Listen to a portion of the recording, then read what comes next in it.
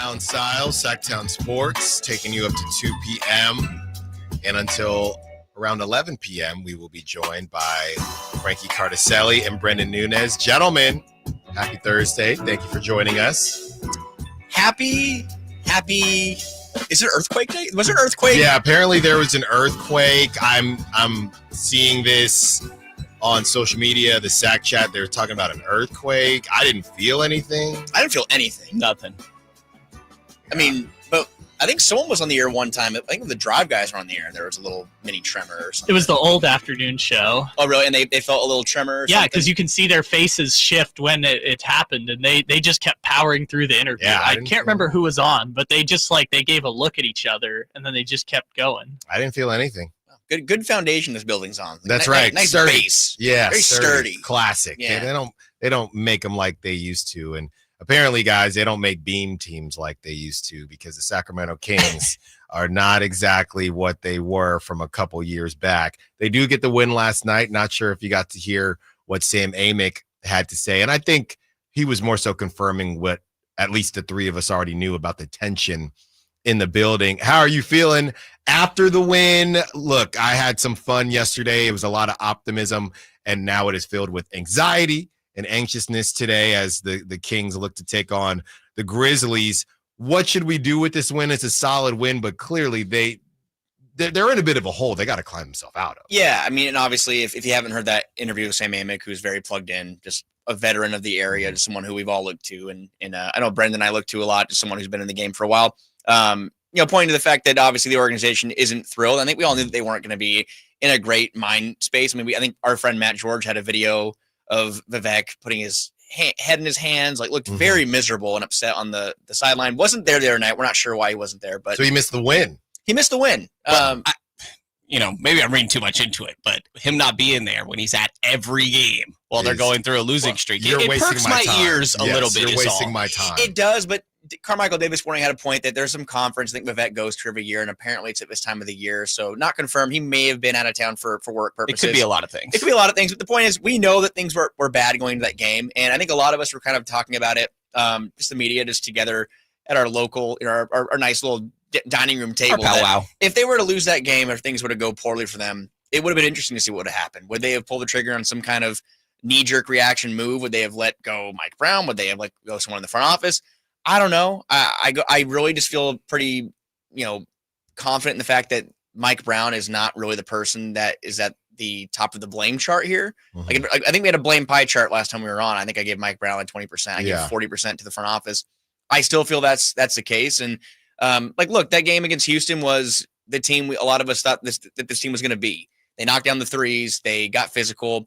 Saw some fight, which I think a lot of people have been asking for the past couple of years, is they want to see this team show some emotion, show some backbone, show some fight. They did, and they beat a team that number 2 in the conference, a team that has a lot of fight and a lot of personality. So you have to hope that that's a growing point, a springboard, and kind of put you into this back-to-back, and you play a Memphis team who also has a lot of edge. A lot of edge, and you have a game against the Spurs on Friday, who've gotten, they beat them twice this year. So I think we're looking at it as, will that win matter in the long run? And that's a question I want to see answered tonight.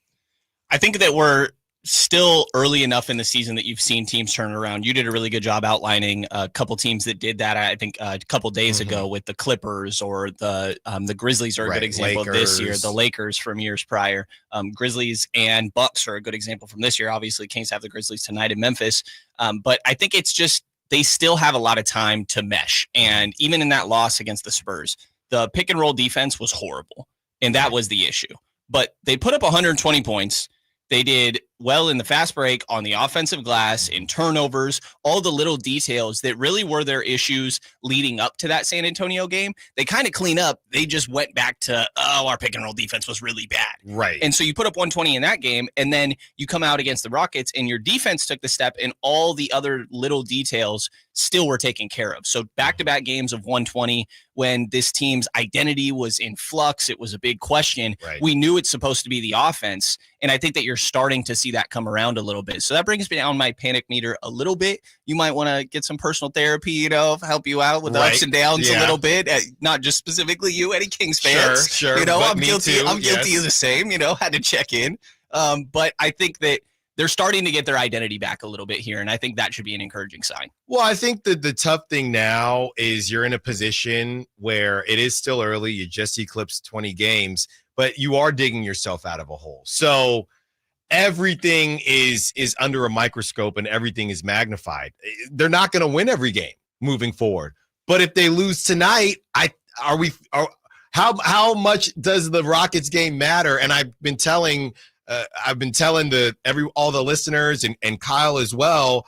I'm just very scarred after that Spurs loss, because here's the thing: everything you just said, and I know it wasn't De'Aaron Fox, and we'll talk about the ticked off De'Aaron Fox thing as well. But everything you just said, Frank, about that game against the Rockets, we could say the same exact thing when I was stuck because of the I Street Bridge the night before Thanksgiving against the Timberwolves. I thought that was going to be the game. Everything lined up for you. Yep. You beat the Timberwolves, then you get the Blazers and the Spurs. Let's rock and roll. So I don't want to get hoodwinked and bamboozled again. I understand they're not going to win every single game, but now that you're under 500, you got to climb yourself up. So I really don't know what to do with this Rockets game. I guess we'll do more with it after the Grizzlies game, because if they lose, and now we're to a point where the moral victory stuff is out the window. I don't care if it's a hard-fought game and you lose to the Grizzlies by 1. Now you're back 3 games under 500. So they've just put themselves in a really tough spot. Yeah, I mean, again, this new look Kings lineup or rotations, and it's still in its infancy. I mean, Malik Monk is back in the starting lineup and really been impactful. And the fact that the bench is still kind of being it's a work in progress. And Kevin Huerter, I think what he brought the other night against the Rockets was exactly what you want to see from him. He's active on offense. He's a lot of movement, which he's a high movement player in those kinds of offenses. A DHO option, knocking down threes. I think he went 3 for 7. Yeah. That's what the Kings need. If Malik Monk's going to be in the starting lineup, and we saw the Kings hand out 30-plus assists, then they're a great, great team. I don't have the win-loss record. I think last year they were like 24 and 6. They had like a 700 winning percentage when they passed out 30 assists or more. Did it the other night, and the ball movement is there. Malik Monk, Domantas Sabonis, De'Aaron Fox, DeMar DeRozan, those are guys that all averaged 5+ assists last year. Can you get more production from the bench? Because the drop-off has been significant. They're 28th in bench scoring. We'll see if they can do that. They have Isaac Jones overperforming, whatever you want to call it, or maybe that is who he is. But I think the fact that Malik Monk has worked well in that starting 5 gives me a little bit of hope that game against Houston can be the start of what's to come, because it's been 3 years almost that we've been waiting to see this, and it looks great so far. Well, it's funny you say 28th in bench scoring, and that was with Malik on the bench. Right. So now that he's in the starting lineup, I don't see it getting better. I mean, I don't see them improving, but maybe they will. I know they had a crazy game. That was the game that Keon got that 33. The 33, so that bolstered that because Malik didn't play that day. But the question is, to your point about the bench, the sustainability of what we saw. I think it was a great win, but the other thing I'm struggling with is they're going to do this every single night. I mean, it's not Kevin Huerter and Keegan Murray. They didn't light it up. They had 12, 13 points each. That's fine. You had 25 points off the bench, 12 of those points from Isaac Jones. They decide to doghouse Keon Ellis. That's all fine and good. I'm just not really sure. And to be fair, I think this in the playoffs actually cooks. I think this in the playoffs is they're getting the dark horse. Nobody wants to play the Kings model, right? But throughout the regular, you got to get there. Right. So somewhere between the Warriors playing 18 dudes a night and the Kings barely playing 7 to 8, you have to find a way to get enough. And they'll get Trey Lyles back at some point, but you got to find a way to get enough from your bench and spread out those rotations. Isaac Jones has been huge because I think Domas barely got to 32 minutes a couple nights ago, so that's been great. But you look, and it's Keegan at 37. You still got DeMar at 34. Maybe that's just who this team is, but we've already seen, all right, well, DeMar is missing more time than he has the last 3 years of his career. Sabonis, who never misses time. So you can't just play these guys 35-plus minutes a night. I don't know. You might kind of have to. I think is the reality of where we're at. Yeah, and the Knicks did pretty well last year. Like they ended up suffering some injuries towards the end of the year. Yeah. Obviously, some injuries. Yeah, you're not wrong. The entire team. Not wrong. The first round or so, they were looking pretty good. They were actually, but like for most of the regular season, they were actually pretty healthy. But then what happened? Exactly. You are not wrong. You are not wrong at all. But sometimes it's the reality of like what you have on your roster. I think part of Keon Ellis not playing is that you're trying to maintain size. I don't think that it's Keon is an issue necessarily. He had that. We talked about that 33-point game a second ago. I think Keon is a good player. Tonight on Ja.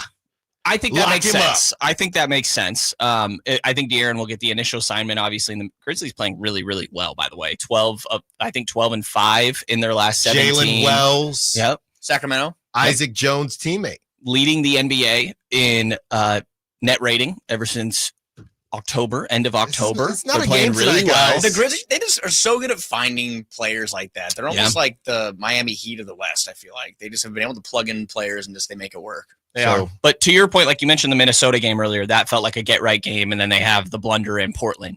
I'd say the Minnesota one, the Timberwolves kind of blew that game more than anything. But another example is even that Phoenix game where the Kings shot amazingly. Their offense looked like it's rolling. That, to me, feels most similar to this Houston one, another really good team that you're up against. And it's like, oh, this should be an elite offense. Like, that has to be your identity. They can't have those lulls that they had at the beginning of the year. I kind of think that what happened against the Spurs might happen a little bit sometimes. Defensively, this team should not be great.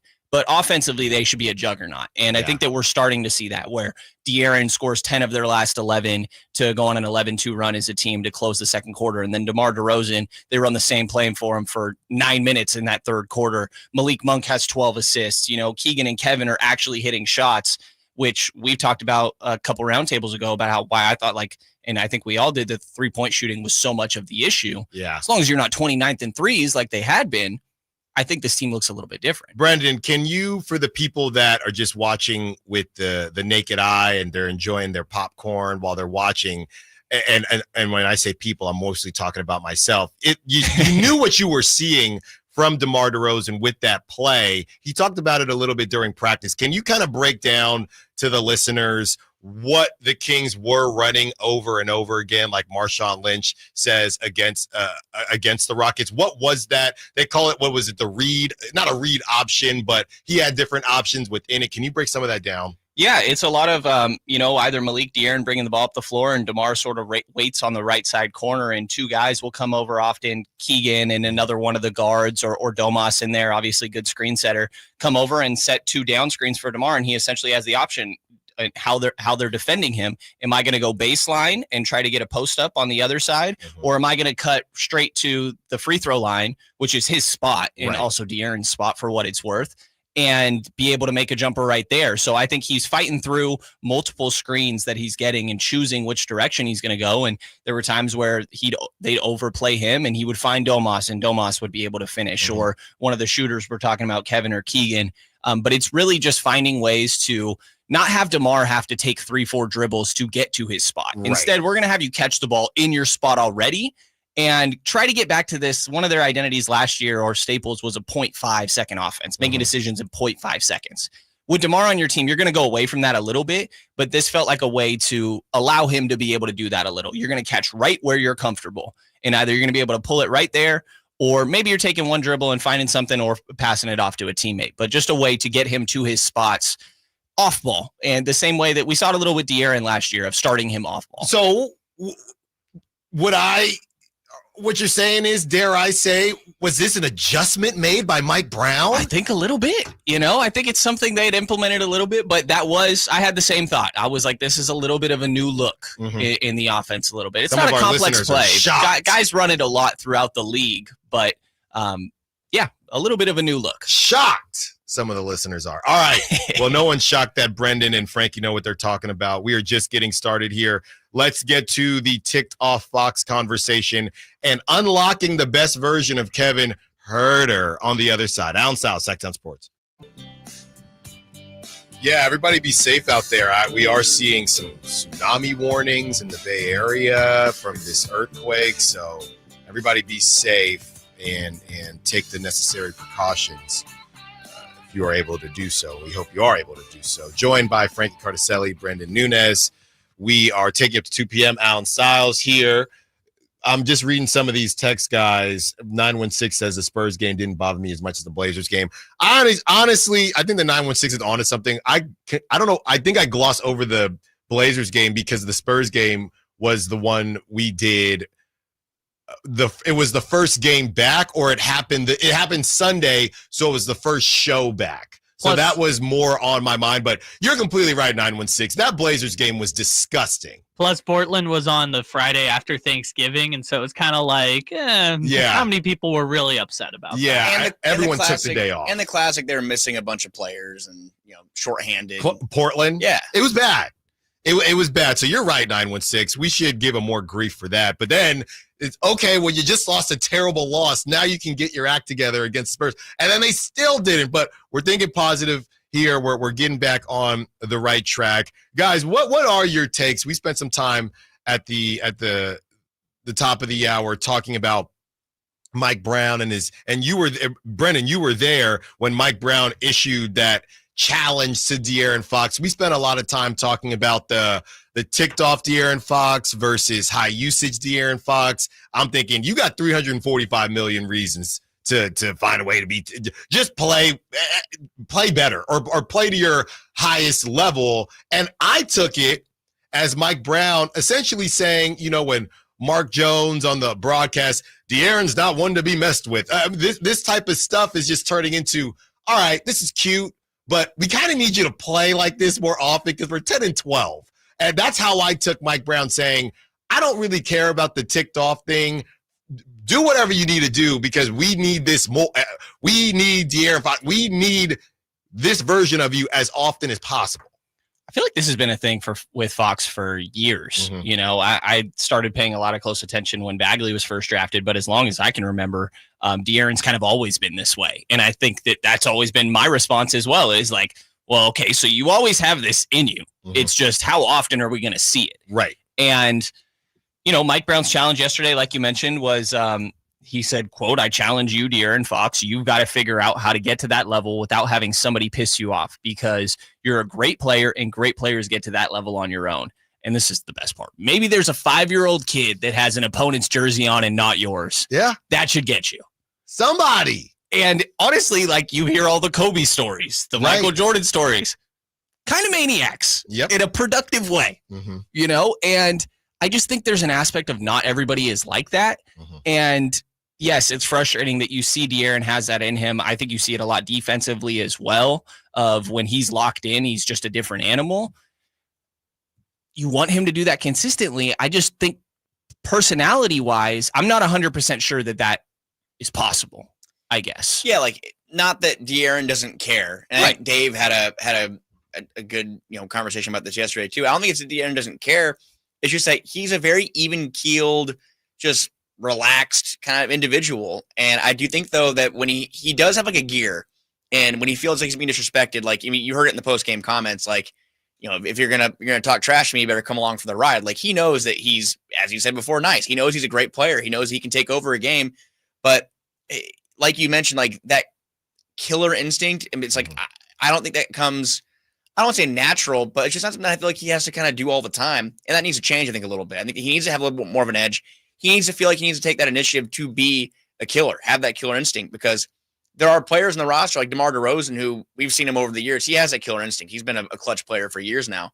He needs to be able to reach in that bag and do it more times than not, because you can't rely on the supporting cast kind of bail this team out all the time. It goes back to the best player. I mean, for every other team in the league too, you rely on your best player more times than not. You know where I think that fire could come in, though, just naturally, is the postseason, where there's so much noise around it. You're getting talked about left and right. There's a back and forth between the other side where inevitably there's going to be bulletin board material. And I think we saw him. He's only had one postseason so far, but in that Golden State series, 38 points in his first playoff game, another 38-point game during that. He averaged, he put up more than 20 in all of those instances, with some big games, averaged 27 in 7 games against the Warriors. So I think that in the postseason is where that could more naturally show, but obviously you got to get there first. Yeah, you got to get there first. And as far as the get to that level thing, what I've been saying is there are guys that are putting up numbers like De'Aaron or even better than De'Aaron over the years. He's having a great season this season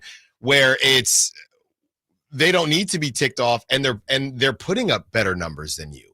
You know what I mean? So who's not to say they can't play? This is not a De'Aaron only thing. Who's not to say they can't take it to another level? I mean, we saw Jalen Brunson in the playoffs and throughout that season last season, and I don't know if it was a ticked off thing per se. Dallas, kind of poo-pooed him a couple times. So you can find your motivation. Like I said, I got 345 million reasons to be motivated if I'm De'Aaron Fox. I don't need anybody to talk about my mama or my family or nothing like that. Just pay me my money. That's all I need. But then we play the sound that he's doing a whole he's doing the whole tour because of his shoes, and I think they dropped last night. The secret dropped last night on Under Armour. So he's on Run It Back Pod. I just saw he did haven't got a chance to read an article yet, but they just dropped Slam dropped an article with him, so I need to read that, see what he says in there.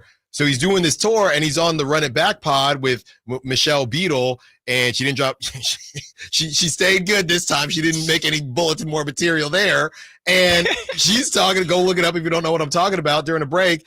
And he says all the right things, right? He says, Well, first of all, he says, I don't care what the fans think. I don't care what media thinks. I know that we have to win. So there's somewhere between this ticked off De'Aaron and the fact that we know that he knows what's important, that when is that going to marry? Because he knows he has to win. So why isn't that De'Aaron saying, hey, well, to win, we need this De'Aaron to get to where we need to get to? Because he says all the right things as far as nothing matters besides winning. That's what's a bit frustrating. Yeah, I think from an individual standpoint, I mean, and I will say, like, going back to what I said a few minutes ago about how he needs to have that edge and have that killer instinct. I mean, looking at his numbers, it's kind of unfair to ask him to do too much more. I think it's just about how he's doing it, I guess. Right. But it really isn't all in his control. I think that having the initiative and the shot selection is most important, making sure that you're being smart. I think people were getting on him a lot because he was settling for threes, and the three-point shot was good for him last year. He hit 37%. I think he hit 180. He was like one of the, I think, fourth or fifth players in franchise history to hit 180 or more threes last year with Buddy Hield, Peja, like Kevin Martin, like shooters. Yeah. But it kind of comes back to the larger conversation, whereas, okay, let's say De'Aaron Fox is averaging 30-plus points per game. We've seen players come through Sacramento before and put up big numbers for losing teams. Mitch Richmond, DeMarcus Cousins, even some guys in the losing years more recently. It goes back to the supporting cast, though. I mean, De'Aaron Fox scored 60 against the Minnesota Timberwolves this year, which, talk about killer instinct. I mean, he literally was giving them buckets every time down the floor. Right. He got nothing from his supporting cast. So I think it kind of comes back to, if De'Aaron Fox can be reliable and be consistent, which to this point he has been this year. Yes. The bench is the problem isn't De'Aaron, but now with them struggling, it's kind of morphed into this is what happens when you're the best player. People are going to have conversations to say about you. People are going to point to you, which is why it's almost like a fine line. If he has one game, if you have a stinker, people aren't going to remember. They're not going to go back to the 60-point game or the 45-point game. Don't let him have a stinker tonight against Ja. No, I'm telling you that right. Well, now. He always plays well against Ja. I feel like actually because then that's why the Blazers. He's not Draymond, but Draymond. I'm not trying to get up in February and play some 12th place team, right? And I think a lot of these guys are like that. They just don't say that. I can't get up for the Blazers, okay, and Shaedon Sharpe. I can't get up for the Spurs, even though it is Wemby. There's no other point guard star, but I can get up for Ant. I can get up for Dylan Brooks, who talks trash, and Jalen Green, another guard who talks trash. I can get up for Ja. So I think the OKC thing, they were just outmatched because they just got smacked. But most of the time, he will get up for these other guys. Yeah, I don't think he's had very many blunders this year, though. He has 3 games of the 22 where he scored less than 20. I think he's having the best year of his career. I do think, when you get a little taste of it, it's like, all right, why can't this be every single night? Mm-hmm. I just don't know if that's even sustainable. We're talking about how much heavy minutes all these starters are playing. I don't know if he can do that for an entire stretch. Mm-hmm. And I think that we've seen him be more motivated. Maybe that's just wanting to win, I'm sure, is obviously part of it, but there's also obviously that all-NBA Supermax that's kind of floating around based on if he were to make that this offseason. So I kind of think that De'Aaron is doing everything that he can. And, if those moments happen more often, I think would be ideal, right? Of maybe just somebody challenging him within the team could get him going a little bit. Even though DeRozan joked yesterday, like, nah, I don't want to talk to him. I don't want any issues with him. You know, I want to uplift him. Yeah, exactly. And still some confidence is the idea. I would say from my perspective, I don't think De'Aaron needs any more confidence. I think he's a pretty confident guy and knows his abilities, but show it a little bit more often. I think just having those flashes of like, just find an edge coming into the game. The jaw stuff we're talking about, that I would, if you try to theorize why, it's because Ja was the shiny new toy that was exactly like De'Aaron a couple years later, and he became the darling. Right. So you would guess that that's the motivator on why De'Aaron's played well against Ja. You could probably find that on 8 different teams in the league. Easily. De'Aaron reminds me of the guy, you know, those memes that they do, well, when guys are in layup lines and they just aren't really trying. They got their slides on, and the guy that's dope but never really tries. That's De'Aaron. That he just made it to the NBA. Right. We just need you. If you just, hey, it's time to lock. Let's actually see what you can do when it's go time. All right, we've talked about the stars. Now let's talk about some of the role players. Kevin Huerter and his changing role, and Keegan Murray falling out of ESPN's top 25 under 25. Did he get snubbed? Allen Stiles, Sactown Sports. Allen Stiles, Sactown Sports, taking up to 2 p.m., joined by Brenden, Nunes, Frankie, Cartoscelli. This caught on. The arena plays it still. Oh, they do. They definitely do. They do it after mostly dunks. But that's cool, though. Yeah. Or if there's a timeout, they'll go after a Malik Monk 3, and then it goes to timeout. They listen. They let it linger. I got a question for you guys since you're there every game. Do they still do the Kevin Huerter never going to give you up thing anymore? Don't hurt me. Don't hurt me. No, like, the Rick roll. Yeah. I don't know. I never knew that they did that. Maybe I'm forgetting. They just played the "Don't Hurt Me" line from "What Is Love?" Like that song. Yeah, they don't. How'd it go? What? How'd it go? Should belt it out. I will say this: that little ting that they do after threes, I think it's a whistle every single time. You might need to get your ears checked. It's high pitched. I'm thinking, is there a foul or a timeout? You probably can't hear dog whistles either, huh? It's loud. That's crazy. It's loud. All right. Well, speaking of Kevin Huerter, guys, he answered some hard questions about coming off the bench and really just focused on playmaking. But it's funny, guys. I mean, I thought he couldn't come off the bench because he needs to get his rhythm and shoot. And here's Kevin Huerter talking about it. And all he had to say was that straight up, hey, it's my job. My job doesn't change at all. Here's the sound from the Malik. He's making a ton of plays for us, getting downhill, feeding Domas, hitting shooters, spraying, just being aggressive. So it's kind of 12 assists unless I was his career high. It doesn't feel like he's had 12 assists here before. I don't know, but he's making a ton of plays, and we need that on the offensive side of the ball. Does anything change for you in terms of no longer being in that rotation? But I mean, does anything in your role change on this team when you're coming out of the bench? It really doesn't. It really doesn't. You know, I think a lot of people put a lot of stock, and put a lot of emphasis on that starter, non-starter, and I think for me, it's being on the court. You know, I want to be on the court. I know I can help this team at a high level when I'm out there and doing my thing, and so whatever that role is, if I'm coming out the bench from the start, and I know that if I do my thing, I'll be able to help us. Thank you. Come on, wasn't it all overblown? Oh, he's got to get his rhythm. Come on, man. He just hadn't proven it yet off the bench, I think he's got better rhythm. Thing. Yeah, I mean, it looked good. It's just about maintaining it from here, obviously. And he might be the biggest variance, and De'Aaron is up there too. But I think there's more of a level of consistency with De'Aaron, obviously. But Kevin is the biggest difference talking to after a good game versus a bad game. Like, you can really feel him just riding the emotions of that. And so I think that, you just got to be a little bit careful with certain things. And he looks good now. It's good to have him in a rhythm coming off the bench, because we talked about it before. Like, I understood starting him a little bit because I thought that was going to be the most engaged version of Kevin Huerter, and you need him to be effective no matter. But if you can get him getting production in this bench role too, then it's just as good, Yeah, so not to get off topic, but just because I got the update for that outburst at the end of that game in Sacramento the other night, Houston Rockets head coach Ime Udoka, forward Terry Eason, and center Alperen Şengün have been fined 50,000, 35,000, 15,000 respectively. Because there was a situation. Was it Terry Easton that was? It was Terry Easton, trying maybe to go into the crowd. I mean, so yeah, I didn't see that. For anyone wondering about what that in Sacramento the other night, because that was a crazy ending to that game. Those punishments have just been handed out.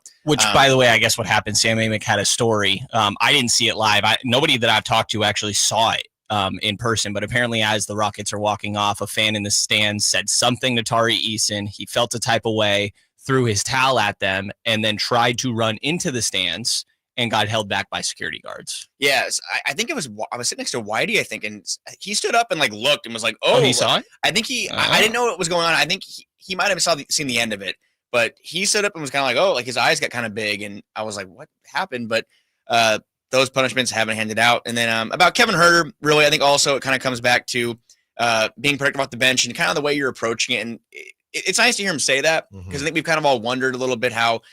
I think Kevin took it pretty hard last year, kind of being moved out of that starting lineup spot, especially after the impact he made in that first year with the inaugural Beam team and how great his year was, a career year across the board. Last year, the struggles happened. He got subbed out a couple times by Mike Brown for Chris Duarte. And, this year, obviously, Keon Ellis, now Malik Monk. The headspace aspect of his game has been kind of in question. And I do think seeing him kind of approach it from a positive perspective is huge. Not just because of his role in the Kings right now, but because of the role he could potentially have on a team down the line if the Kings look to move him. Because his name has been mentioned in trade rumors. They've been looking to move him for a little bit now. I think that kind of is natural with the contract he has. Kevin Huerter just naturally has the most movable contract right now and has some value at that. He's a three-point shooter. All teams can use shooting. But if Malik Monk's going to be in the starting five, like you said, they're 28th, I think, in bench scoring right now. Who's going to pick it up? I don't expect Kevin Huerter to be a ISO scorer or a self-creator, but the odds are that one of DeRozan, Fox, or Monk are going to be on the floor at all times, or Sabonis. So you're going to have someone that can facilitate the offense. Having someone like Kevin Huerter, who can get red hot, can be he's streaky, as we know, but like we saw the other night against Houston, when he's on, knocking down 3 or more triples, good things happen, having that kind of production off the bench. So if he can take it head on and kind of turn it into a positive, and in a way that Kings fans might be able to look back at how Buddy Hield approached being in a bench role. He was someone who was very outspoken about he wants to start. As he should. He wants to start. Guy can shoot. Don't get gold-blooded on me now. Don't get gold. He ain't very gold-blooded right now over there. The colors are right now, by the way. All right. Yeah. You're looking. It was the first thing I saw. A little more Cal. Yeah, exactly. Go Bears. Looking gold-blooded. But if Kevin Huerter can approach it and be open to the idea of being that guy off the bench for them, I think it could help the Kings in a big way. Real quick, before we get to the other side, and we're going to get into the Keegan Murray 25 under 25 and the rest of the schedule, the upcoming schedule. How do you think Kevin Huerter's kind of mental is, right? Harrison Barnes went through this for a couple years, and now Harrison Barnes isn't on the team anymore. It's over now. Kevin Huerter's been and Trey Lyles when he gets back to a lesser degree, but how long have certain guys, I can think of maybe Jeremy Grant, who he hasn't been playing a ton for the Blazers, but and a Zach LaVine, I guess, as well. But clearly they've been trying to move you. You know that you're the name being connected to this quote-unquote upgrade to make the team better. How do you think Kevin, look, we know that they're players and they get paid millions of dollars, but just from the human aspect, it's got to be a bit tough. Yeah, I think we talked about it a little before, and Frankie just kind of mentioned it there. But the first year he gets traded here, that Beam Team year is just like the darling of the NBA in general, and the city of Sacramento obviously fell in love with that team. Kevin was a big part of that. He, Malik, and Keegan all kind of came in at the same time, and it's like, oh my gosh, De'Aaron and Domas have shooting around them all of a sudden. And that year he hits a game winner, or maybe it was just securing the game, like the dagger against Utah that was huge, right. And a couple big fun moments, I guess. And then next year, very quick decline in just how he was viewed from the fan base in general. And you start to see trade rumors, and that's popping up left and right. And you see him getting bench for Chris Duarte, or the showing that he had at the All-Star game that you were at, Frankie, in the 3-point contest. And it's like, I think he's a confidence player. And I think a lot of shooters are like that. I don't think that's necessarily specific to Kevin at all.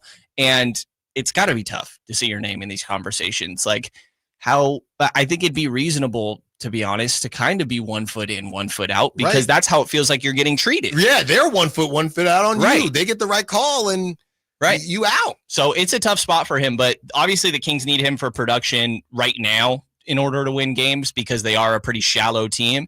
And they also need him because of what Frankie said. I mean, he's the obvious salary match. And another thing he probably doesn't want to hear, but if you're going to look to make an upgrade, it kind of has to be through Kevin. It has to. He is the starting situation there as far as the deals that can be made. All right, one more segment with the guys. Let's talk about Keegan Murray falling out of ESPN's 25 under 25 and taking a look at the next 5 games. What are the Kings going to do? Allen Stiles, Sactown Sports. One more segment with the guys. Allen Stiles, Sactown Sports. Yeah, I'm texting some of my family in the Bay Area, sister out in Oakland as they are evacuating some people in Berkeley, it looks like. So everybody be safe out there. If you have family in the Bay Area, be sure to reach out. Tsunami warning after the 7.0 earthquake. So yeah, crazy stuff, guys, as we get back into the Kings talk. So I have a list. And then checking it twice. Yes, I am checking it twice. And by the way, I got baby Stiles. I know you're almost there, but so she's 19 months now, almost 2. So this is the first Christmas where we're gonna hide toys, and we think she'll be able to open. She knows how to play with toys, obviously, but the whole opening thing, I think this will be the first year. So you hide them. Is that like an exercise? Like, I mean, we're gonna have to. Like Easter eggs? We already no. We don't hide them throughout the house. We're hiding them before Christmas. Oh, okay. Yes, You'll learn, Frankie. Yes, learn. We're hiding them. I Yes, haven't really thought that far yet. It's Easter and Christmas. It's called Eastmas, and you have to find your presents. Okay. Birth and death day. Yes, and we're trying to find Keegan Murray, by the way, on this ESPN top 25 players under 25, and he's not on it, guys. He's not on it. I'm gonna read you quickly this list and let me know whether or not he got snubbed. I'll go 25. Actually, I'll go 1 to 25 because towards the end is where we think he would be. He was, I believe, 24 last season as a 23-year-old. Number 1, Victor Wembanyama. Number 2, Anthony Edwards. Number 3, Paolo. 4, Franz Wagner. 5, Chet Holmgren. 6, Tyrese Halliburton. 7, Tyrese Maxey. 8, Evan Mobley. 9, Jalen Williams. 10, Şengün. 11, Scotty Barnes. 12, LaMelo Ball. 13, Cade Cunningham. 14, Darius Garland. 15, Brandon Miller. 16, Zion Williamson. 17, Jalen Johnson. 18, Jalen Suggs. 19, Derek Lively. 20, Jalen Green. 21, Tyler Hero. 22, Amen Thompson. 23, Dyson Daniels. 24, Tari Eason. 25, Bilal Coulibaly. I love Bilal Coulibaly. No Keegan Murray. He was 24 on this list last season. He's a year older and a couple spots off the list. What are your thoughts? I mean, when you look at the start of a season he's had, it wouldn't make sense for him to really be on it from a national perspective. I mean, I think that a lot of people in Sacramento still have a lot of faith in Keegan Murray. I think a lot of people nationally still have a lot of faith in Keegan Murray. But, you're only as good as the back of your basketball card right now, and his numbers aren't really there. So no snub. I don't think so. No, I mean, not right now. I think we'll look back on this in a couple of years maybe and have different opinions on it. But it's a transitional period for him. I mean, people look at the DeRozan move and thought, well, that impact Keegan Murray's ability to create offense or be a positive on that end. And I won't say that's necessarily been, in my opinion, the issue. I don't think he's been dwarfed by DeMar DeRozan being here. I think it's a matter of he's had open looks and it hasn't really been making them. And that's not something that any of the coaching staff can do, any other players. You can't put the ball in the hole for him. He has to do it himself. But still young, a lot of promise, playing some good defense this year. But yeah, the list of names you put on there. Side note, how old is Tyler Hero? I don't know. I know. Like he must be 25. He must what that face was. Yeah. I mean, that's the face. I made a face because I'm like, hasn't Tyler Hero been on this list for like 5 years now? Yeah. But he's 24. Oh my goodness. He turns 25 in January. He's only 7 months older than Keegan Murray. That's crazy. Yeah, that's wild. But I think that Keegan Murray, when they have a 25 and under 25 next year, I think he'll be 25 next year, Keegan Murray. Yeah. We'll see where he is next year. One more year to crack the list. I feel like he'll be on it. Well, he was on it last season, and then he got up. You know who else? Probably the number 1 snub that everybody was talking about, which is how I initially saw this, was Cam Thomas. A lot of people were saying Cam Thomas not being on the list was probably the number 1 snub. Probably is. Yeah. Yeah. I mean, I didn't hear Jaden Ivey on there. Not that that's an issue, but I'm just saying, Well, Keegan and Ivy, I think are going to be a little connected throughout their career. Well, that was a conversation. And where is Ivy? Ivy right now is at 17 points per game right pretty now. Well. 45% from the field, 38 from 3, 4 rebounds, 4 assists. Yeah, he's been playing some good We're going to see the Pistons in a couple weeks here. We are starting to reach that, ceiling floor conversation. And this is where you start to actually see that, I guess, come into fruition. But I don't know. I mean, first of all, I think Derek Lively probably shouldn't be on the list in my mind. I like Derek Lively, but I think we're talking Clint Capella, who's like a really good player. Right. But, maybe I'm doing the typical centers aren't as valued as everybody else thing, which I definitely am. But I think right when you reach that like Dyson Daniels mark, and I forget the couple names that you said after, I actually love Bilal Coulibaly for what it's worth. I know you do. But I'm not going to put your business out on the streets. I'm not going to put your business out in the streets about the trade you brought up. We were just having some fun. That's a good point. I forgot about. Don't worry, Whitey, a part of that. He was. Don't worry, Whitey already snitched on him. Oh, you did? Nice. Yeah, don't worry. Ridiculous. Whitey talked about it very much yesterday. Here's 20 through 25. Jalen Green. Yeah, Derek Lively was 19, by the way. Yeah. Jalen Green at 20, Tyler Hero at 21, Amen Thompson at 22, Dyson Daniels at 23, Tari Eason at 24, Bilal Coulibaly at 24. Yeah, that like 23 is right around where Keegan is. And I think that if I'm arguing that he should have been 23, then I can't really be mad that he wasn't on the list. Yeah. Yeah, that's fair enough. All right, let's move to the here and now and what is coming up for the Sacramento Kings, guys. This is the 5-game stretch that they have at Grizzlies tonight. Back-to-back, guys. At Grizzlies tonight, at Spurs tomorrow. Okay, then you get a little bit of a break. You host the Jazz. You go to New Orleans. The newly added games go to New Orleans next Thursday, and then you host the Nuggets on that Monday, December 16th. How are you feeling about the 5 games? And let's get a 5-game prediction right now. I'm feeling pretty good about it. I feel pretty good. I mean, last year. You're always feeling good, Frankie. I am. Can I just say? I'm feeling good. Life's good right now. When have you felt bad about the Kings? Oh, you just haven't known me. Yeah. You haven't known me long enough. And Brenden, you can attest to it. My goodness, man. it's true. Anyone that's been listening or watching this, been watching the Kings or following the Kings their whole lives like I have. Like, there have been bad days. Things can be much worse than 10 and 12 through 22 games. Okay. And with a roster that's looking like it's starting to get a little bit right. That's a damaged perspective. Right. Yeah, that's a Right. damaged perspective. Anyone out there that thinks, oh, he's a homer or whatever, no, you don't know me. I promise. And I'm telling you right now, I feel like that game against Houston was their true identity. And I'm going to believe that this team has the talent to turn it around because they do. Like DeMar DeRozan said, a guy who's been in the league longer than us for sure, who's been around the game a lot longer than any of us for sure. He has faith in this group being able to turn around because of that talent. I look at a team like tonight, like Memphis, a good test for the Kings, kind of like Houston, playing good basketball, very physical, good defensive team. It's kind of like, I won't say a do-over, but kind of like another shot. Like, okay, you beat Houston. Let's see you do it again against a team that has some similar qualities. Right. And against Ja Morant, who's back and playing good basketball. I look at the next 2 for sure as a split to me is a bare minimum. And I'm looking at the ones after that. Utah at home, have to pick that one up. New Orleans, which I think a lot of people groaned when the schedule came out. Got to play New Orleans. Yeah. They're a shell of themselves right now. So you do got DeJounte and Brenden back. Yeah. Is that a good thing? We don't know. They weren't supposed to play together. Right. Brandon's supposed to be gone. Let's walk before we run. 3 of 5 is good. A 3-2 record. That means you're taking 1 in Memphis and you're taking 1 in Denver. If you can win the games that you quote unquote should win, you can't fall down 0-3 to San Antonio. I don't care. You can't. No. And you can't lose to Utah at home either. You absolutely just cannot. No. So I'm looking at, you can take those 2. You take New Orleans. Kind of go from there. Okay. Yeah. I think, first of all, this Memphis game, I think, is going to tell us a lot about this team. I would agree. The Houston game, I'm with Frankie. I think that was like their true identity. Mm-hmm. Memphis playing extremely well. Mentioned it earlier. Best net rating since Halloween. They're totally rolling, and they're really good in transition. So they will take advantage of your turnovers.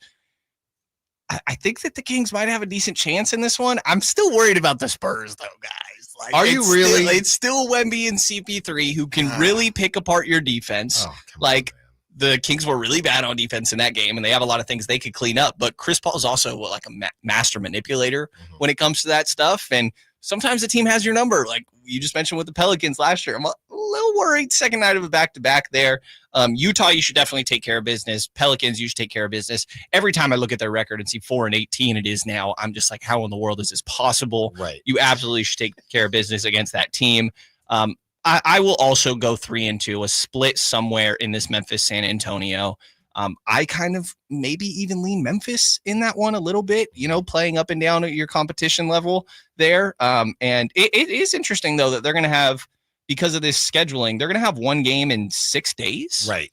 Yeah. That'll be a nice little break for them. Great. As well as guys like Trey Lyles getting right and players that come back from injury, having more downtime. And then after that New Orleans game, I think I put it on Twitter, they play 8 of their next 9 at home. They don't leave the state of California until they go to, Boston, I think. They go to Boston on January 10th. They're going to be at home for a long time. It's going to be a nice holiday season for the Kings. There you go. Well, they better make it a good holiday season. I need 4-1, guys. I need 4-1. And I need 4-1. You beat the Grizzlies, and then fine. The Nuggets, they get you, but you go on a 4-game winning streak tonight. Okay. It starts tonight. Well, be sure to follow Frankie Cartoscelli, Brenden, Nunes on social media. They're on Blue Sky, Sky Blue, whatever it is, Twitter, X, whatever you want to call it, Instagram, whatever you want to call it. Also, SactownSports.com. That's where you can find all of their great work. Thank you, guys. Brenden, Nunes, Frankie Cartoscelli. Until next week. We'll talk to you guys soon. Awesome. Appreciate you. I know you can. All right. Coming up next, we hear from Evan Sittery, who was on with the Drive Guys yesterday to talk about the potential De'Aaron Fox trades, whether or not something will happen, and whether the Kings will make a move themselves. Allen Stiles, Sactown Sports.